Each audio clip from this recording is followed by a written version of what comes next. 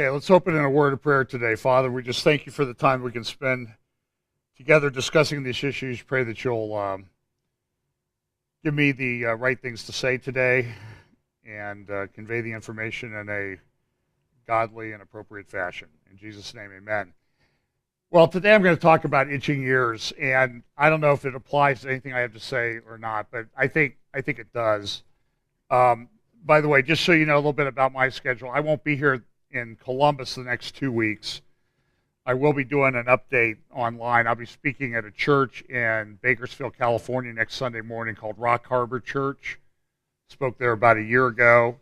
They put their things up in an archive. I don't know when they get them up. I will record things and then put up a prophecy update, at least with the slides and audio, sometime Sunday afternoon. And then the following Sunday, I don't know if I'll be speaking somewhere or not, but I'll get an update up, at least a brief one, on Sunday, December 4th. So just pray we have safe travels. By the way, Rock Harbor Church this Sunday is having Phil Haney speak. So if you want to dig up their archive, he spoke there a few weeks ago, about a month ago, and he's coming back. So just pray again that everything goes well. So we talk a lot about the convergence of the signs. As I sit down and try to distill all the information that I come up with each week, it's becoming increasingly difficult to keep it within the time frames that we have here, since we do have people that have other obligations and everything. So I'm not sure if I've distilled the right things this week or not, because I just had a massive amount of information to go through. But in 2 Timothy chapter 4, and this is an interesting passage because it's what Paul wrote right near the end of his life. He was in prison in Rome. He'd been in prison for a couple of years under house arrest, probably chained to a Roman soldier. He was allowed to receive visitors. And so this is really the thing that, I did a series once called Famous Last Words from people in the Bible, the last things that they wrote, especially when they were under the threat of impending death. And this is an interesting passage that Paul wrote. So this is what was on his heart, what he was inspired to write near the end of his life. I charge thee, therefore, before God and the Lord Jesus Christ, who shall judge the quick and the dead at his appearing and his kingdom. Preach the word, be instant in season, out of season, reprove, rebuke, exhort with all longsuffering and doctrine. Verse 3, for the time will come when they will not endure sound doctrine, but after their own lust shall heap unto themselves teachers, having itching ears, and they shall turn away their ears from the truth, and shall be turned unto fables. And we really live at that time. Now, this is really directed to the church. But if the church is going to be in a position where they're rejecting sound doctrine and turning their ears to fables and trying to find people to tell them what they want to hear, can we expect any less from the culture at large? And the answer is, I don't think you can. In fact, I think it will be worse in the culture at large, and so I'm going to focus on that. Now, look, I talk a lot about what goes on in the culture, and I know that there's a lot of unsaved people out there, and so I have low expectations of how they're going to conduct themselves. But the way they conduct themselves does fit into God's prophetic pattern. We talk about the days of Noah, the days of Lot, the days of Noah. They're going to be marrying and giving in marriage. You're going to be living like nothing is happening.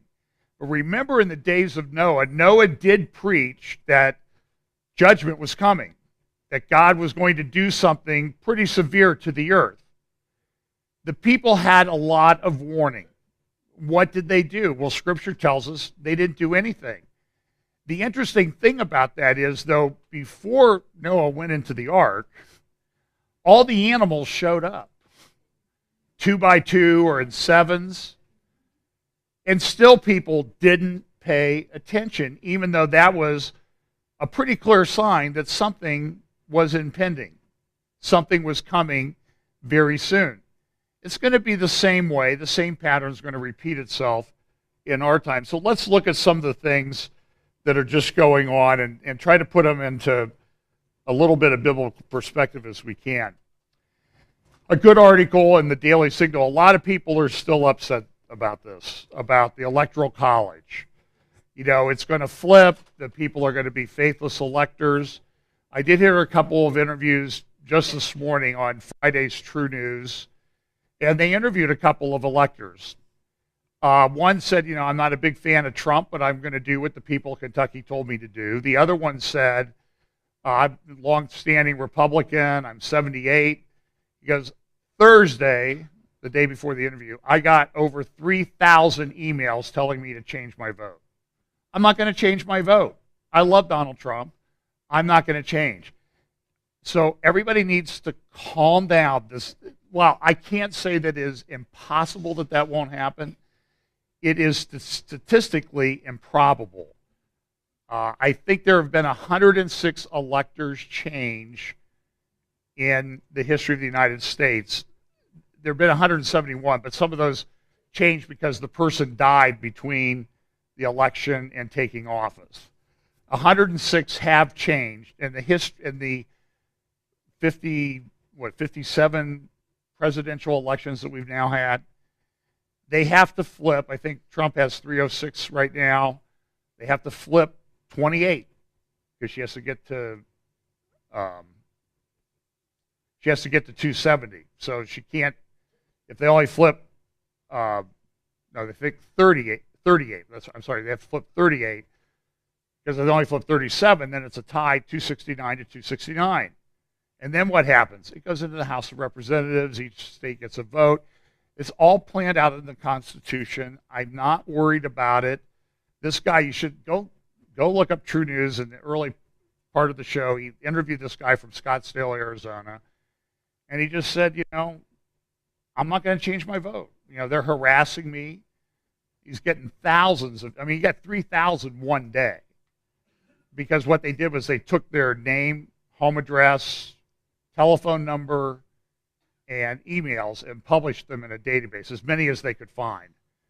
And so these people are getting really inundated with phone. They've had to change phone numbers that they've had for a long time because the left doesn't look. They lost. They don't want to admit it, and they're going to try. This is what they always do. They never will quit. Do you think they're going to suddenly go into the next Congress and they're going to cooperate and do what President Trump and the Republicans want to do? I don't think. Now that's a lock that they won't do that. It's statistically impossible that they would change at this point. So that's just some interesting slides on the Electoral College. This is a slide. It took out all the parts that voted for Clinton out of a map of the United States. By the way, this is in the New York Times. So I know a lot of people don't. I like the New York Times. I know that they have a left-wing perspective, but they've got to tell the truth sometimes, or nobody would ever buy anything that they sell.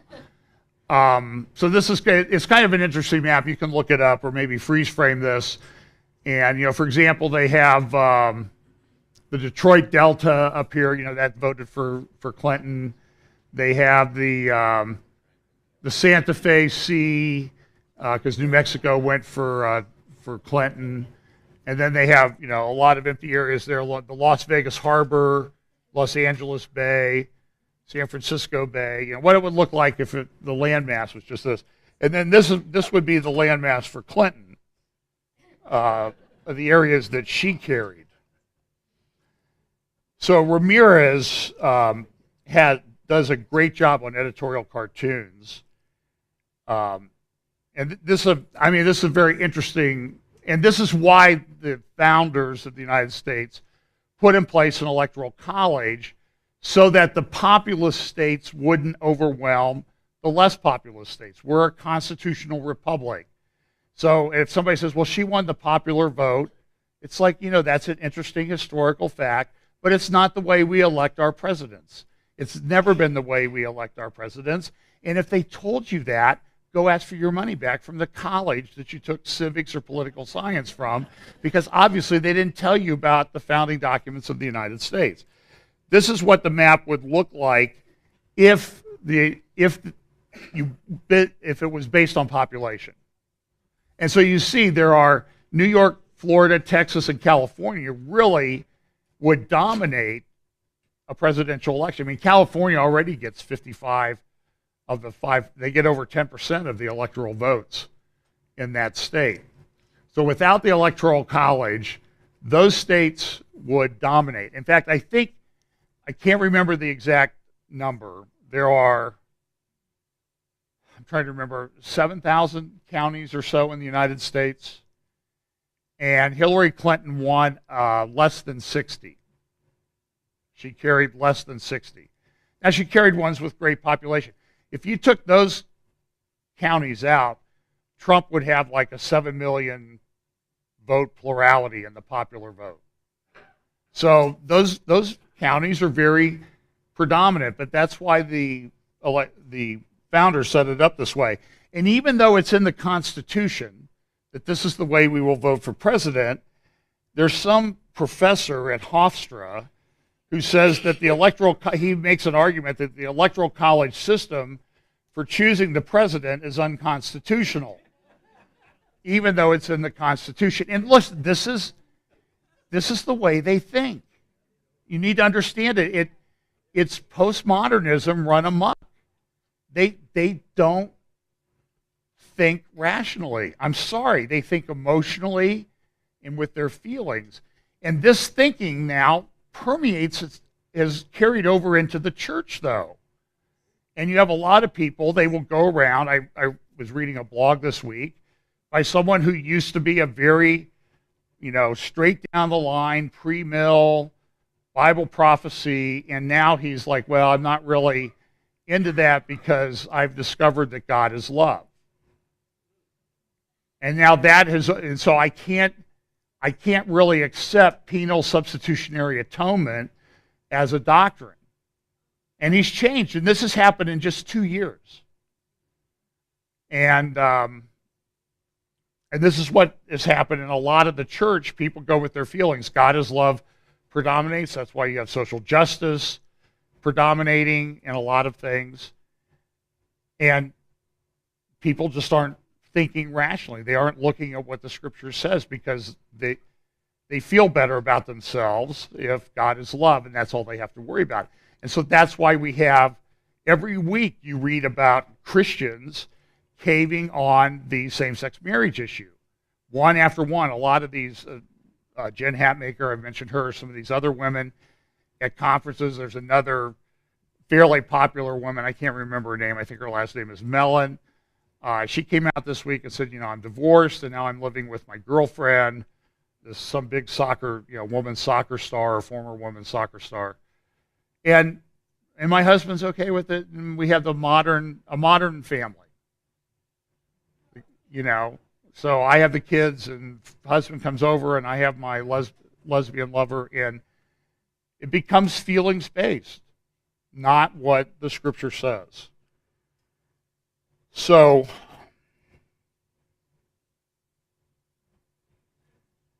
David Brooks, writing in the New York Times, in an editorial a couple days after the election, said this. He's talking about, what do we do? And he's supposedly one of the conservative guys at the New York Times. So this is what he says. The job for the rest of us is to rebind the fabric of society, community by community, and to construct a political movement for the post-Trump era. I suspect the coming political movements will be identified on two axes, open and closed, and individual and social. Those who believe in open trade, relatively open immigration, and active foreign policy and racial integration, and then those who believe in closed, believe in protective trade, closed borders, a withdrawn foreign policy, and ethnic separatism. Now, this is a classic example of a straw man.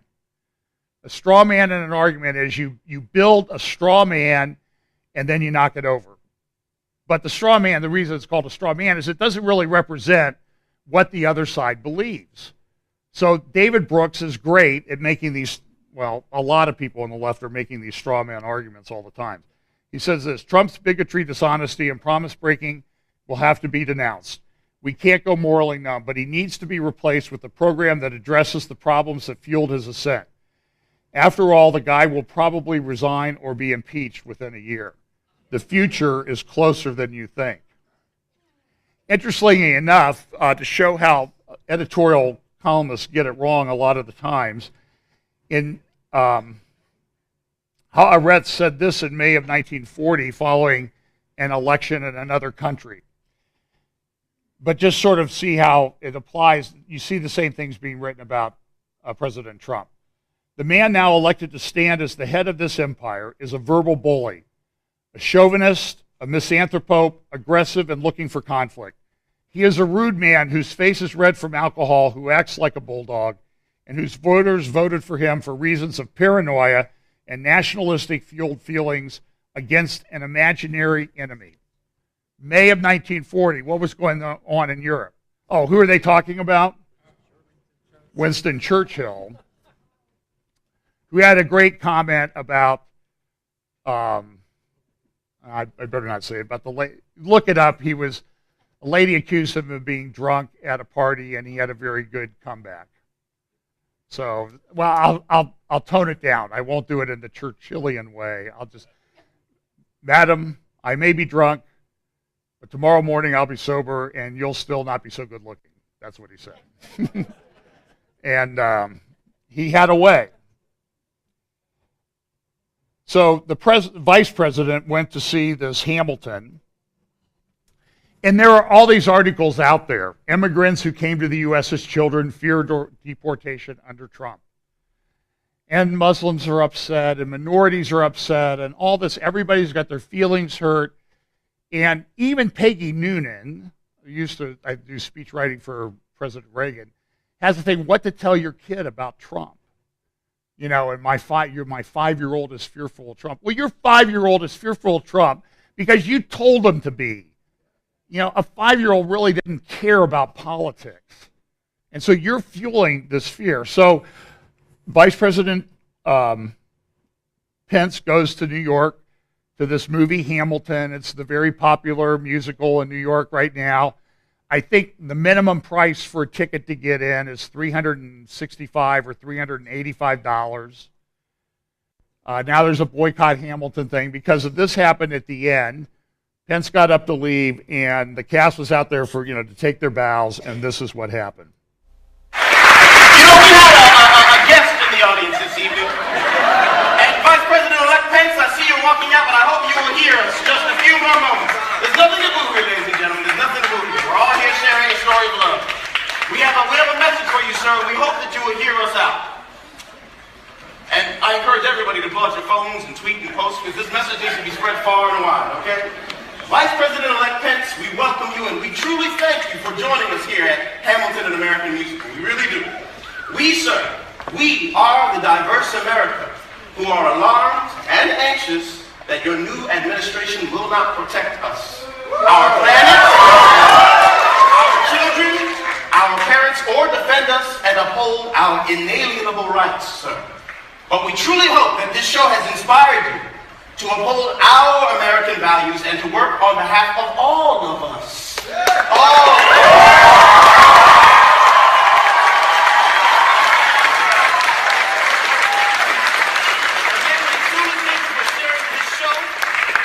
Wonderful American story told by a diverse group of men, women of different colors, creeds, and orientations.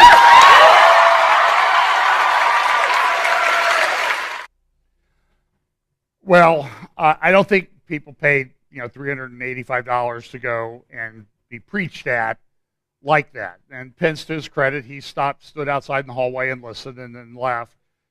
But really, I mean, this thing is.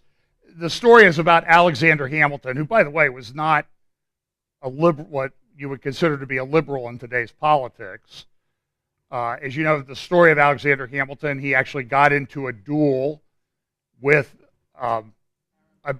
Aaron Burr, who was then the vice president, I believe, and was shot and killed. And Burr later tried to get some of the states, and he was charged with treason. And Aaron Burr, by the way, was the grandson of the famous Puritan preacher, Jonathan Edwards. I don't know if you know that. And the church curmudgeon, he had a response to this thing about Hamilton. He said, sounds like this Hamilton thing has put a burr under everyone's saddle. So the church curmudgeon has a lot of very great things. For example, another tweet that he had recently was, funny how the deconstructionists act surprised when everything falls apart. And it's interesting. And so we had this culture that's kind of built around, and listen, to be honest, it was the generation, of us that did all the participation trophies and everything. I didn't want to play the clip because I didn't want to run up against the Copyright Act, but the sequel to Meet the Parents, they go to the childhood home. Robert De Niro and Blythe Danner, the parents of the gal that Ben Stiller, Gaylord Fokker, has married. They go to his childhood home, and there his father, played by Dustin Hoffman, and his mother, played by Barbara Streisand, have created in his childhood bedroom the Wall of Gaylord. And De Niro is here, and what De Niro says at this point is he kind of looks and he goes, wow, I didn't know they gave ribbons for 9th place. To which Dustin Hoffman's father, Dustin Hoffman, says, oh yeah, Jack, they give them all the way down to 10th. Like, that's normal. So we kind of created this issue. Brian McLaren weighed in. He said he's disappointed that a majority of his fellow Christians supported a man who used racism, misogyny, Islamophobia, and other anti-Christian strategies as an election strategy. He hoped that the younger generations will forge a new path. Quote, I hope that younger generations of evangelicals will turn away from the leaders their parents followed in voting for Donald Trump and find a new and better way to be Christian, so their politics will be driven less by greed and fear and more by love. I hope that white evangelicals will come to terms at long last with the racism and religious prejudice that are deeply embedded in the evangelical tradition, often at levels evangelicals aren't aware of. Because why? Because Brian McLaren is smarter than all the white evangelicals. This is an arrogant postmodern man. He is a heretic. I very, very rarely use that term. You know that. He is. And he is to be avoided at all costs. But he has done tremendous damage to the evangelical movement in the United States. Another thing that they're talking about is sanctuary cities. We're not going to, if Trump decides to deport felony criminals, we're not going to help because our city is a sanctuary city. And so mayors of the very safe cities of New York and Chicago have come out and said, we're going to continue to be a city that's safe for immigrants. Not safe for anybody else much, but, we're going to ignore what the president wants to do. So if the president wants to come in and round up people that are here illegally, that were convicted of crimes that shouldn't have been allowed to come, first of all, what somebody needs to do is somebody needs to take de Blasio, the mayor of New York, down to the harbor there at Battery Park and get on a boat and go out to Ellis Island and take a tour of what happened at Ellis Island, where they held people in quarantine for an extended period sometimes so they could be vetted, so they could be made sure they didn't have a disease or anything like that. That's how immigration ran in this country for a long time. Now the president, my understanding is, has suspended air patrols across the southern border of the United States. I also saw a picture, I don't have it in my thing, of the border wall that exists, that Mexico erected between it and Guatemala. But they object to the one that we might erect between us and them. That really is the definition of hypocrisy, okay? That really is. So what do we do if these mayors don't do? Well, there is a thing that we have called the Constitution. And in Article 6 of that Constitution, there is a thing called the Supremacy Clause, and it says this Constitution and the laws of the United States, which shall be made in pursuance thereof, and all treaties made, or which shall be made under the authority of the United States, shall be the supreme law of the land, and the judges in every state shall be bound thereby, anything in the Constitution or laws of any state to the contrary notwithstanding. And so these people are anti-constitutionalists. They don't care about the Constitution. Don't ever let me hear anybody say that Rahm Emanuel or de Blasio in New York care about the Constitution. They don't. They care about themselves and furthering their own agenda and their feelings. That's what they care about. This is called the Supremacy Clause, and it actually is part of the Constitution, and it does give the president the power to do things in that regard. That's why, guess what? We haven't been really people that have concerns about the immigration policies of Obama. We really haven't been able to do anything about it because he's the executive in charge. But guess what? There's a new sheriff in town. So what happens when a new sheriff comes to town? New sheriff is in charge. Goodbye, Obama. Now, but so there's immigration thing. It's collapsing Europe. Germany is effectively almost destroyed as a political entity, even though they made a big show. The president went there and had a joint press conference with Angela Merkel this week. It's all for show. They have major problems. But even in Great Britain, the Archbishop of Canterbury said that ISIL is not separate from Islam. To me, this is kind of a stunning development. Here's what he said. Claims that the atrocity of Islamic State of Iraq and the Levant have nothing to do with Islam are harming efforts to confront and combat extremism, the Archbishop of Canterbury has insisted. His name is James or Jonathan Welby, I think. Religious leaders of all varieties must stand up and take responsibility for the actions of extremists who profess to follow their faith. The Most Reverend Justin Welby, there it is, said. He argued that unless people recognized and attempted to understand the motivation of terrorists, they would never be able to combat their ideology effectively. It follows calls from a series of high-profile figures for people to avoid using the term Islamic State, also known as ISIL, ISIS, and Daesh, because they say its murderous tactics go against Islamic teaching and that using the term could help to legitimize the group's own propaganda. But the Archbishop said it was essential to recognize extremist religious motivation to get grips with the problem. He also said it's time for countries across Europe to rediscover the Judeo-Christian roots of their culture to find solutions to the mass disenchantment which led to the Brexit vote in the UK and the rise of anti-establishment leaders on the continent and beyond. And it's true, we have a major problem with Islamic terrorism, and it's clear that it has. You go listen to Phil Haney talk at Rock Harbor today, or the one that he did back on October 19th. He'll tell you the truth. It's a problem. By the way, there's also a radio show I would highly recommend. Frank Gaffney's group, the Center for Security Policy, does a radio show called Secure Freedom Radio. Just look up Secure Freedom Radio on the internet. And he did an interview with Bill Warner of politicalislam.com or politicalislam.org.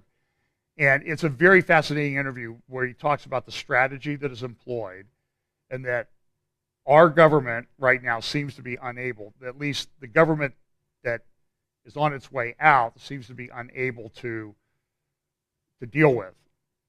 And so, listen, we elected a flawed man as leader. We need to pray for him, but we also know that he's going to do some things differently than the guy before him, and things that I support, one of which is dealing with this terrorism issue on an honest basis. Here's a little discussion on Sean Hannity with Farage and Gorka about what needs to be done in this area. Now, there's good reason to worry. Now, police in Germany, they stage anti-terror raids in 60 cities targeting an ultra-conservative Islamic missionary group, which is accused of trying to recruit for ISIS. Now, Germany may also have another problem on their hands. From January to June of this year, over 370,000 asylum seekers were registered in that country. U.S. officials have been warning that ISIS will try and infiltrate the refugee population here. I want to talk about this through this prism, the Islamization of Europe and what happened in Germany, because we have James Comey, we have Michael Steinbeck, the Assistant FBI Director, our CIA Director Brennan, our House Homeland Security Committee Chair McCall, and then the former special envoy to defeat ISIS, all have said that ISIS will infiltrate the refugee population. How dangerous has it been for Europe, and what can we learn from you? Well, it's been disastrous, and of course Angela Merkel took the very opposite policy position to the one that President-elect Trump is taking. She said, if you remember last year, please all come, we can take as many people as you can send. And what have we seen? Not just a rise of radical groups, the likes of which the German police are trying their best to hunt down today, but also we saw those scenes, remember, on New Year's Eve at Cologne train station. The mass, open, sexual violation of women going on in a Western German city. Now, I'm not saying that because I want to demonize anybody, but I am saying this.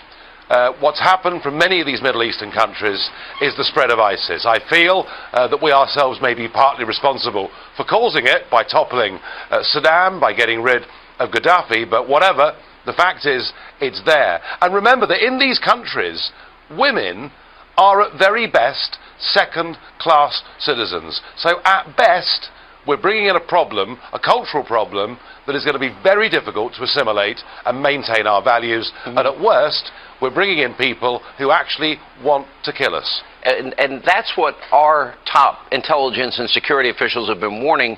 Dr. Gorka, good to see you again, and it'd be great to see you in the Trump administration. Thank you. Oh, look, Donald Trump supports safe zones, victims of a civil war, food, medicine, clothing, supplies, safety, baby formula, whatever's needed, cots.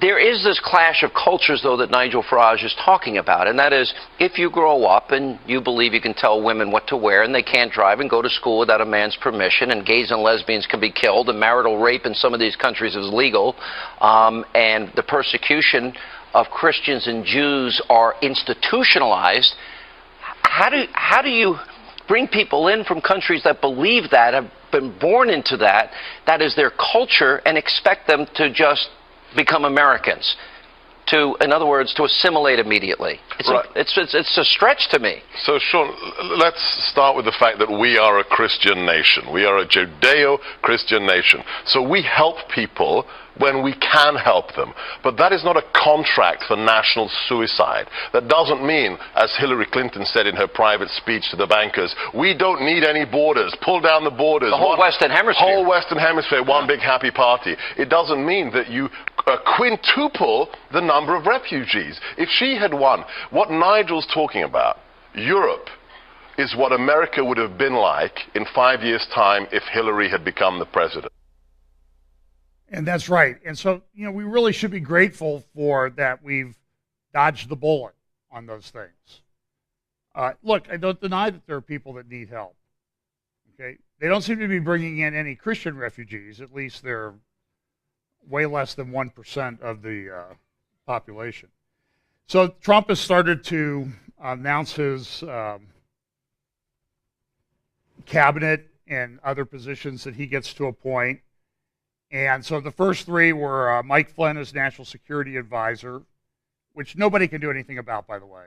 And look, I have some concerns about General Flynn, about some of the things he's written about Turkey. But he has been pretty good on the Islamization issue.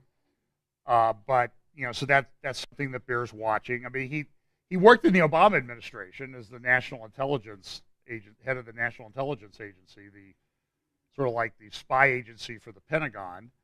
And they got rid of him because they didn't like what he was saying about radical Islam and those sort of things.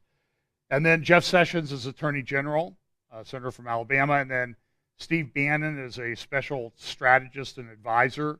And so what's the charge right? They're racist. They're all racist. Jeff Sessions is a racist. Steve Bannon is a racist. And I have to tell you, I read a lot about Steve Bannon. I find him to be a flawed human being. And he's not perfect. People say, well, Breitbart, white nationalists and the KKK likes the Breitbart website, so I'll have nothing to do with the Breitbart website. Well, you know what? Those guys also cite the Bible. You're going to have nothing to do with the Bible because some stupid idiot, radical person who, we can't support at all happens to, you're not, I'm sure there are people that watch our church and they like our church, but they're messed up theologically. Okay? It doesn't mean we stop doing what we do. So everybody that I've read that knows Bannon, with maybe one exception, I've not seen anybody that knows him come out and say he's a racist. And this is what the left does. If you don't agree with us, you're a racist. Caroline Glick supports him, David Horowitz, on and on and on down the line. Same way with Jeff Sessions. You know, he's being criticized.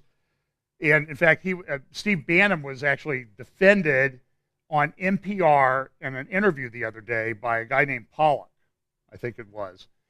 And Pollock just sort of ran over the interviewer with like things like facts. And so here's what, this was on Breitbart this morning. NPR, after Pollock, no more live interviews for conservatives. So maybe the solution to that is no more NPR. You know? So Sessions has been attacked.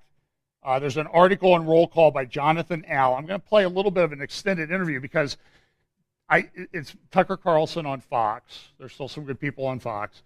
Interviewing Jonathan Allen. I want you to listen to this carefully and listen to Jonathan Allen.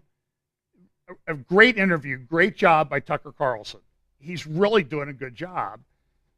And watch him defend what he wrote. And he said Sessions is a racist. That's essentially what he said. He's unfit for the cabinet. And the subhead title is, a partially reconstructed baiter of minorities is beyond the ideological fringe. Listen to this. Many on the left are arguing that Jeff Sessions is morally unfit to serve as Attorney General. Among them, our next guest, columnist Jonathan Allen of Roll Call. Jonathan, thanks a lot for joining us tonight. My pleasure. So you wrote a column about Sessions before today's announcement, but recently.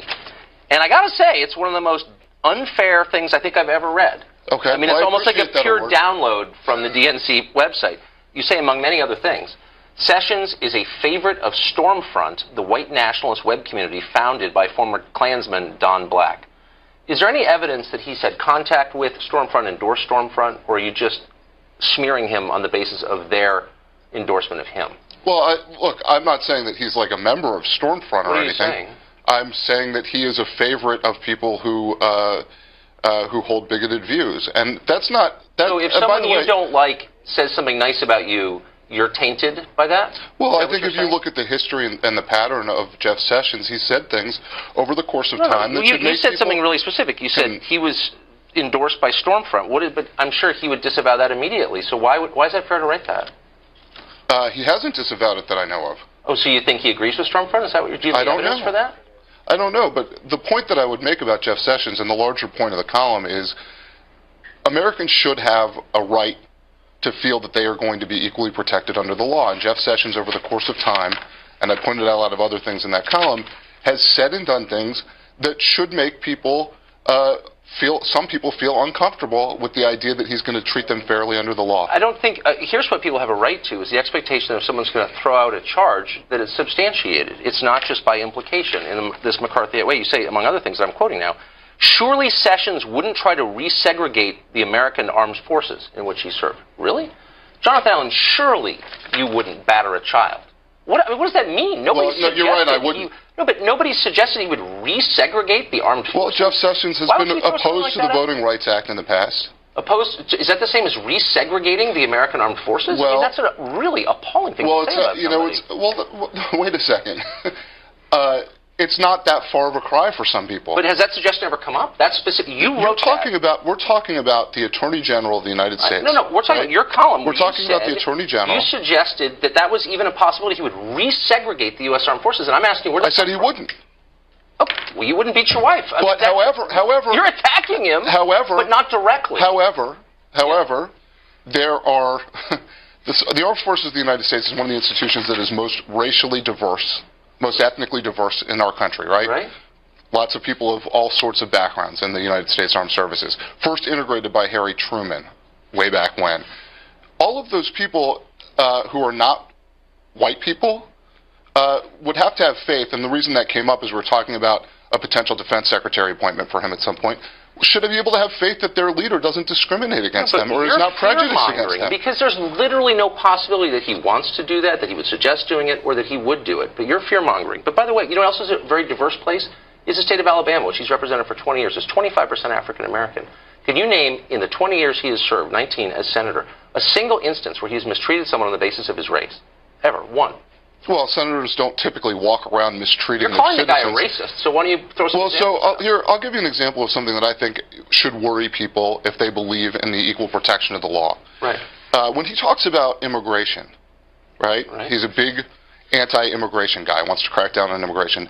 When President Obama said he was going to put 2,000 minors, undocumented minors in Alabama, You mean here illegally? children, yes, here illegally, children. Okay. In the state of Alabama, Jeff Sessions' response was, we're going to have to treat them and feed them and let them go. Okay. So, I'm missing your point. Was the state not on the hook for feeding and clothing those kids? He was kids? complaining about the idea that that the state of Alabama was going to have to feed and clothe children. Okay, but do you think so that makes him that's racist? Such an awful? I mean, that's your example of his racism? Are you being serious? First of all, I don't think I called him racist. You called him racist like 9 times in the column. I mean, no, but if we're going to use the word, and I'm asking you, what's the example of his racism, and you don't have one. Wait, so now wait a second. Well, if you want to go back, no, what you asked me was what's recent. Yeah, so in 1986. He's been a U.S. So in senator. 1986, he's been overwhelmingly Okay, so the question is, 86, Sessions was borked before Bork was borked, okay? And because he had made, well, I think they talk about, he made a bad joke, okay? He really did. Re-elected for 20 years, and I'm asking of one instance where he's been racist. You don't have one. Are you saying you downloaded some talking points from the DNC? Well, first of all, I wrote that column before Sessions was nominated. I mean, this is just a totally hack job here. You asked me for instances of him doing racist things. Yeah. Oh, well, now wait a second. You asked me for recent examples, and your argument is that you could serve in the Senate for 20 years, and just because you served in the Senate for 20 years, you were elected to the Senate, you're not racist. My argument is at odds with American history. My argument is that before you call someone racist and suggest which he has ties to, you do repeatedly, and suggest he has ties to Stormfront and might resegregate the armed forces, that you might have some facts. I have some facts. You don't. In 1986, he called the NAACP un-American. Really? Because I'm sorry, that was during his hearing. He had done it previously. I think the NAACP is a totally discredited group. Does that make me a racist? I mean, let's get back to reality a little bit. You also say this. You're not alone in saying this. He is, quote, beyond the ideological fringe. That's true. Really? Because I actually looked up some of his views, which I'm very familiar with. Yeah. What percentage of Americans do you think believe we need to reduce the amount of immigration into this country? I think a lot of Americans. Oh, a majority. Did you know that? I think a lot of Americans believe that. So you realize that immigration from Mexico right now is actually going the other way? I realize that has nothing to do with the question I asked you. You said he is on the ideological fringe, and my point is the fringe is far outside the mainstream.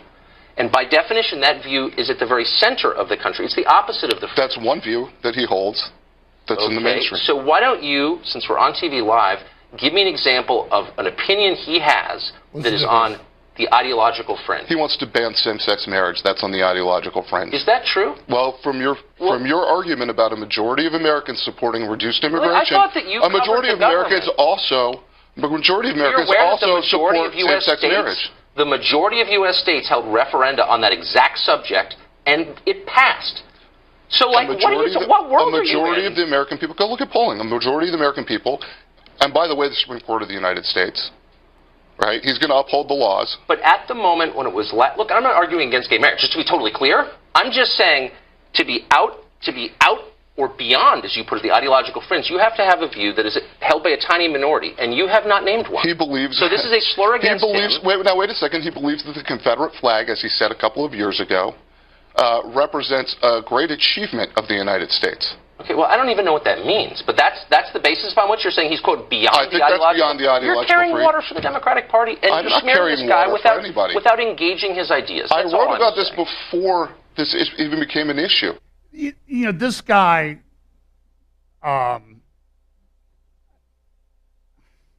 it annoys me when a guy like this gets a job and a good person doesn't, okay? Because this guy's an ideological hack.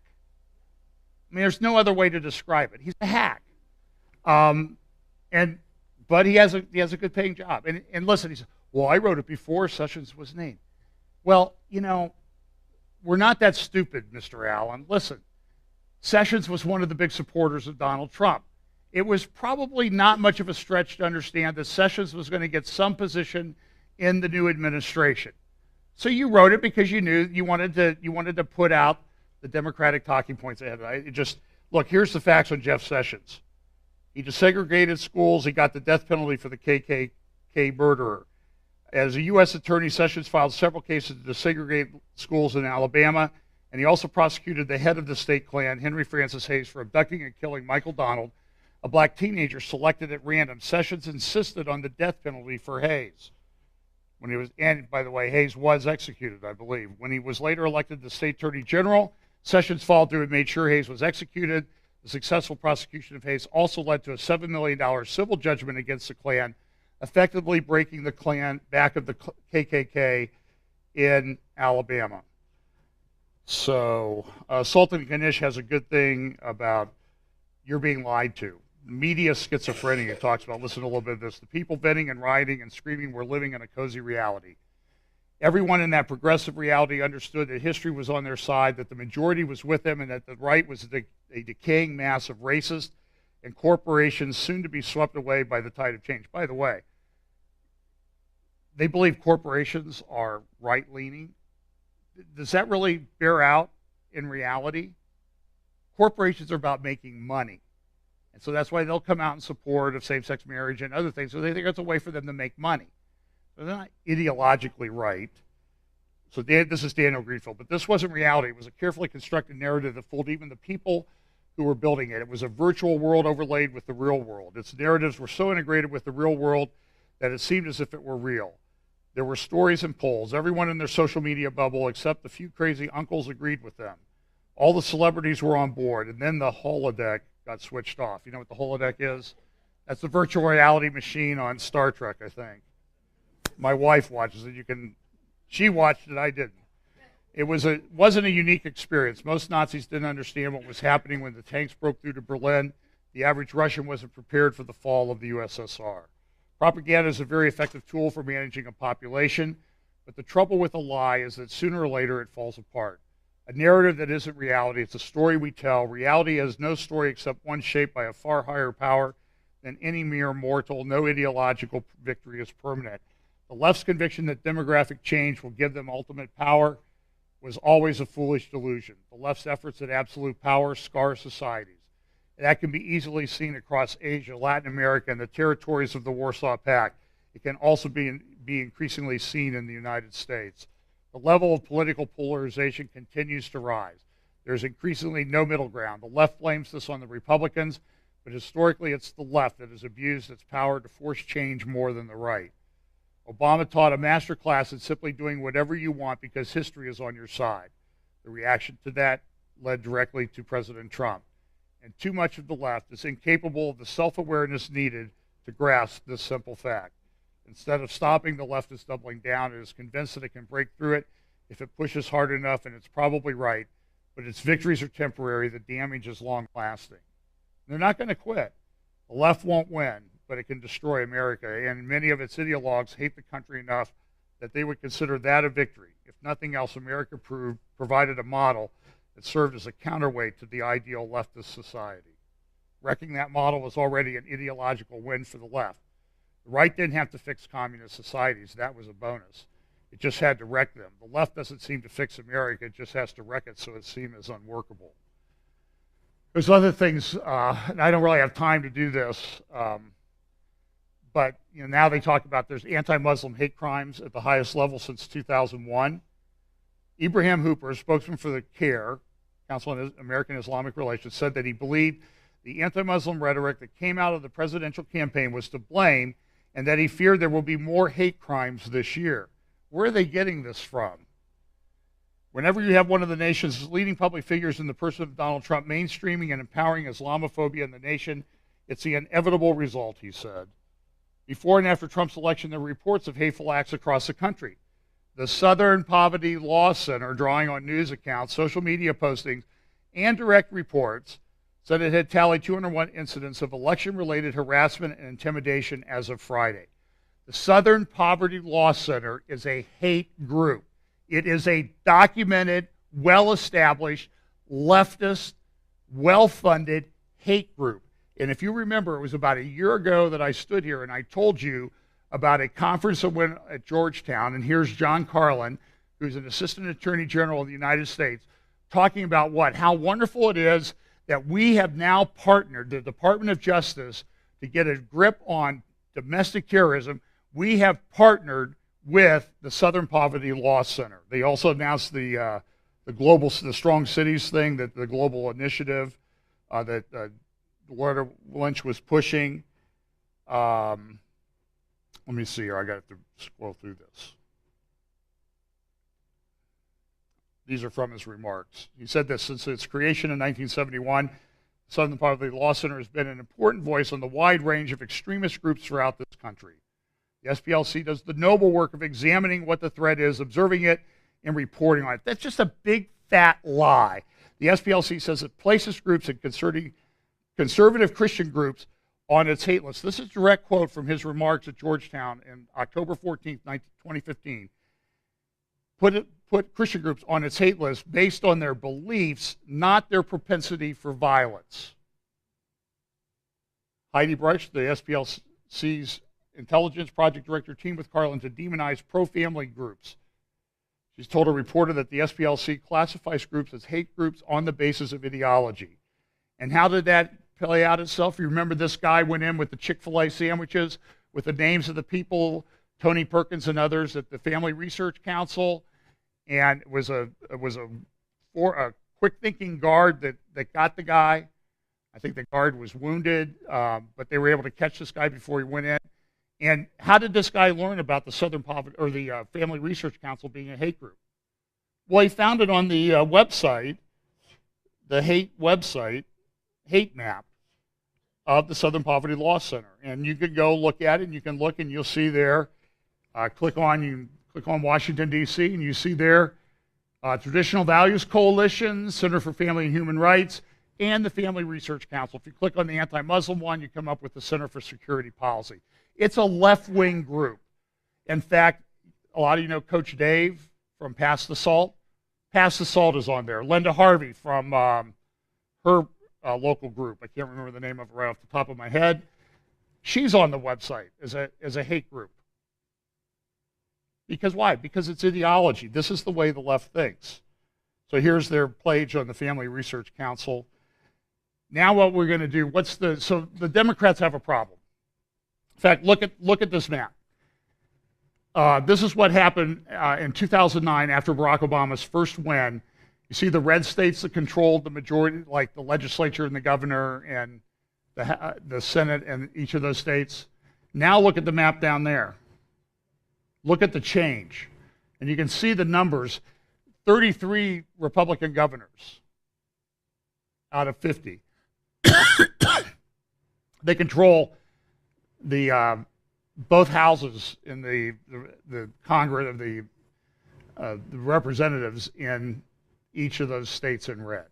So what's their solution? So what are the Democrats going to do to overcome this problem? Great article by Caroline Glick called The Ellison Challenge in Friday's Jerusalem Post.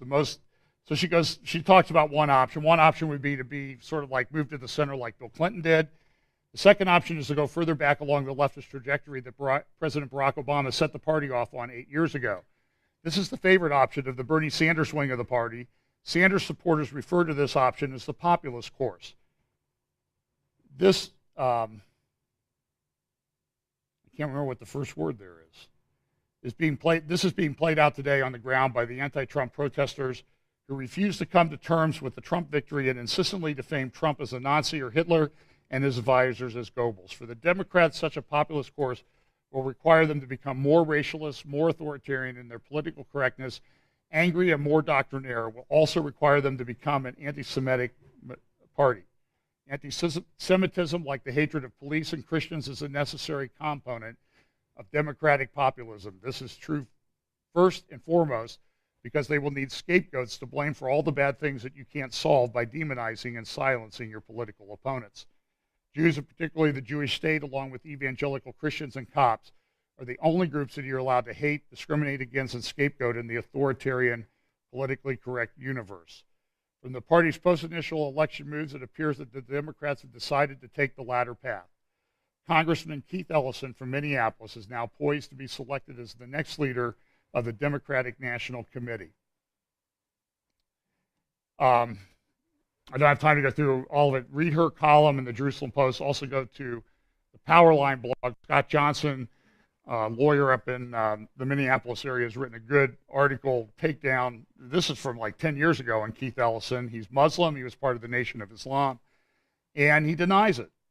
And so this is the path that they were taking. Here's the other. So they're going to take this path. They're not going to change.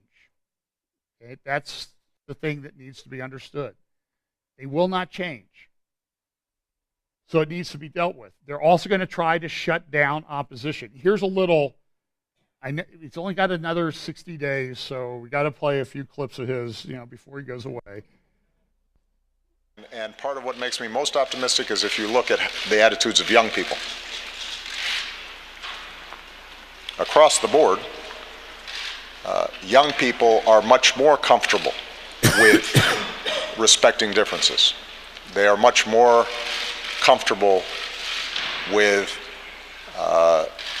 diversity. They are much less likely to express attitudes that divide us between us and them. What planet is this guy living on? It does seem like we live in these parallel universes. And listen, I'm just telling you, church, you need to understand that this is going to happen in culture, it's going to happen in church, and it's going to get worse until the Lord comes back. You're just going to have to deal with it and stand strong in the faith. Sound doctrine. Stay away from itching, people who will itch your ears.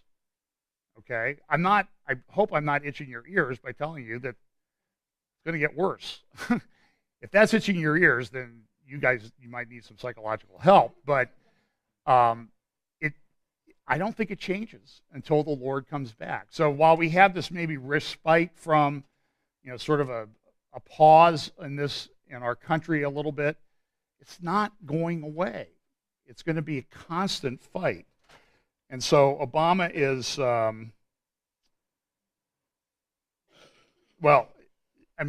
really, seriously, you're talking about the commitment to diversity of these guys that are running around. It's crazy. Okay, so I'm going to take about 6 or 7 minutes to do a little bit on the Middle East. And to our foreign people who watch this that, they don't like me talking about the United States. Only talk about us because we are, a fairly important country in the world, and what happens here happens elsewhere. And there's so much going on a geopolitical context of conflicts and that type of thing that it's difficult to deal with. The Wall Street Journal recognized this yesterday in their Saturday review section when President Trump goes to war. It's not a question, really, of if. It's when, because of the state of the world. Just look around, and I do think President Trump is a realist, and he would like to avoid these conflicts, but it's just not possible because we really are a very, globalist society where things are impacted. It was reported this week that Russia has this new missile that can fly at 4,000 miles an hour. It can make it from Moscow to London in 10 minutes. That missile I tried to make up a graphic to depict it, and I couldn't quite get the graphic. So you see the nuclear explosion. It can carry nuclear warheads. And those nuclear warheads that this one missile can carry has the firepower. So if this mushroom cloud there represents Hiroshima or Nagasaki, okay, this is 200 of those. And so I would say, wow, if it's 200 times more powerful than Hiroshima, that's something to be a little bit concerned about. Well, it's not 200 times more powerful. You need 10 of those slides. It's over 2,000 times more powerful in what it can unleash. It would take out Europe. One missile, effectively, with all the multiple warheads. So we also see this in the Middle East. This is from the Daily Mail in London, that Russia is moving on Aleppo. And so then the question is, what's President Trump going to do? Is he going to participate in this? They're firing cruise missiles in there. It's been kind of on hold for the last 3 weeks, but now it's heating up again. They have all of their fleet there off in the Western Mediterranean off the coast of Syria. They have the one aircraft carrier that they have didn't break down on the way, which was good for them, I guess. But so they have all this firepower there. They're going to try to protect Assad. And the question is, as you kind of analyze, everybody wants to say, well, Obama created ISIS and did this and all this, and we should support Assad. Assad's a great, listen, Assad is a thug, okay? Just like Saddam Hussein was a thug. But the problem is, because of the warring factions and tribal militias and all that sort of thing in those societies over there, you break the big guy at the top, what do you have? You have a Libya, you have an Iraq, and all this other thing. And so it is it's a major problem. So do you support Assad and let him have a little bit of the country? Do you get rid of ISIS? Well, what happens if you get rid of ISIS? Do you have Iraqi Shiite militias that take control of that area? It's a problem. Theresa May, Prime Minister of Great Britain, was in Germany this week also. They had a meeting. I hear that it didn't end that well because she's insisting on doing Brexit, and Angela Merkel doesn't like that. Germany, at the same time, is cracking down. 60 cities had raids to get down on the Salafist terrorists. Europe's a mess. This is kind of an interesting, this sort of shows the progression of the war and civilian casualties by month since 2011. You see it peaking at over 5,000 one month. I mean, it's way over 300,000 people killed in Syria now. This is kind of a comparison between Syrian casualties from ISIS and Syrian casualties from Russia. So I'm not one that says, oh, Russia's doing great. Isn't Russia so nice to come in there? They're coming in there for their own purposes, okay? People need to understand that. They're not white knights. And I don't know there are any white knights over there. But look at this with European military expenditure. Now, there were a lot of reports this week. We're going to build a military in Europe. Britain's leaving because they had most of the military firepower. They're leaving, so we're going to make this great European army. Well, it's not going to happen overnight. The only country that can maybe afford it, and even that's questionable, is Germany right now. So it's going to take years. Here's a good graphic to show the decline in manpower in from UK, Germany, Italy, France, and Spain, the big military powers in the European Union. Look at how things have dropped in just the last 13 years. Look, battle tanks have gone from about 6,000 down to about 1,500. That takes a long time to build that up. I know I've listened to some interviews this week of people who are going to build up military here in the United States. Guess what? It's going to take, like a nuclear carrier takes a couple years to come online under the best of circumstances. I know Britain has a couple, the United Kingdom has a couple that are coming online that are really pretty awesome aircraft carriers, but they've been underway for years now. So this building Europe into this massive military power is just, I think it's going to take years. But they really want to do it. Here's what Wall Street Journal said, but the UK's decision to leave the EU and now the election of Mr. Trump have given fresh impetus for efforts to build what officials call Europe's strategic autonomy, an ability to act independently of other major powers. They don't have that power now, by the way. In his presidential campaign, Mr. Trump questioned the relevance of NATO military alliance and suggested American military support could be conditional on European spending. And it's going to take a while to build that up. Let's see. Okay, let's look at this and we'll close with this. Well, two things real quick. This is what I talked about earlier. The Shiite militias are crashing the Mosul offensive.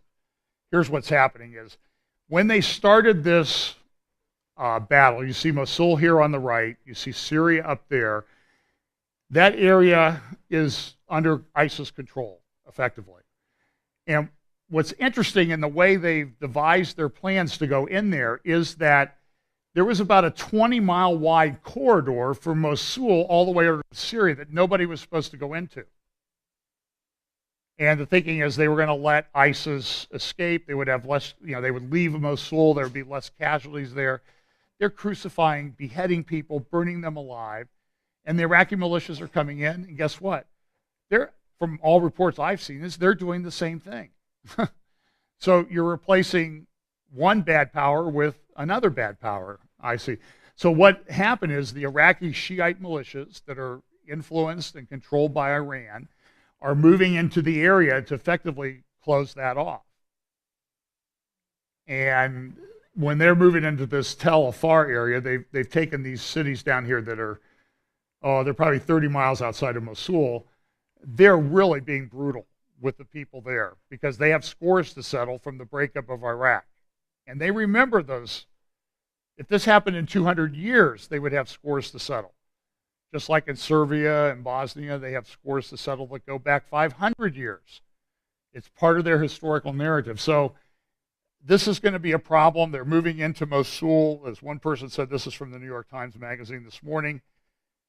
The Peshmerga from the Kurdish Peshmerga militias are moving into Mosul. One guy said, I feel 100 years old. I hope that ISIS goes to hell, that rots in hell. So they're moving into Mosul. And this I think it's going to take a while, but it's I'm hearing massive civilian casualties already. And so now the Kurds and the Arabs are at each other. The New York Times this morning had talked about how Saudi Arabia and Iranian proxy wars are tearing the Middle East apart. At the same time, you have what's going on with the UN, sort of targeting Israel. Naftali Bennett, the education minister in Israel, has come out and said, listen, U.S., don't do anything until you get your new president in there. The Israeli right is feeling empowered because of people being hired like Steve Bannon, who, despite the claims, is not anti-Semitic or anti-Jewish. The New York Times is upset because Israel's going to approve settlements in Judea and Samaria, and they're concerned about this. Their editorial this morning said this: Education Minister Naftali Bennett, who heads the Jewish Home Party, the most ardent supporter of settlements, proclaimed that the era of the Palestinian state is over. This is at odds with the Israeli government's official position, which holds out hope for a two-state solution, an outcome Washington has sought to broker for decades. But we know that they failed in all of this. So, big problems, everything going on in the Middle East. And we'll talk more, I'll talk more about that in Bakersfield next week, and we'll put an update up. And I feel like I should have some kind of nice little bow to put on this one, and I don't, other than that, well, there are things I found encouraging about the election results. I did an interview. It was over an hour long, so I'm not going to sit here and tell you what the interview was about because you'll be here forever. Love of the Truth Radio with Cindy Hartline. We did it the other night, and it's up on the internet now. You can find it for Love of the Truth Radio. And while I'm encouraged in some respects about some changes that I'm seeing, the moral rot and decay and problems that we have in America have not gone away. We're still a deeply fractured society. We have a moral problem, we have a drug problem, we have all these problems. And the only solution is Jesus Christ. So the church can't take a breath and relax. That's what I'm trying to say. Now's the time to bear down more than ever, because we've been given a little bit, it appears, a little bit of a reprieve from some things that appear to be coming. And we could tick off about 15 or 20 things that would have happened at Hillary Clinton. By the way, somebody, send her a bottle of shampoo. She looked awful in her interview, her speech the other day. So, pray for these people that they get saved, because that's really their only hope. So let's pray and get out of here. Father, thank you so much for the truth that you've given us. And Lord, I pray that you will renew our commitment to be committed to the truth of the Word of God and the wonderful message, the good news of the gospel. Pray that you'll give us opportunities to share that. Bless us this week. In Jesus' name, amen.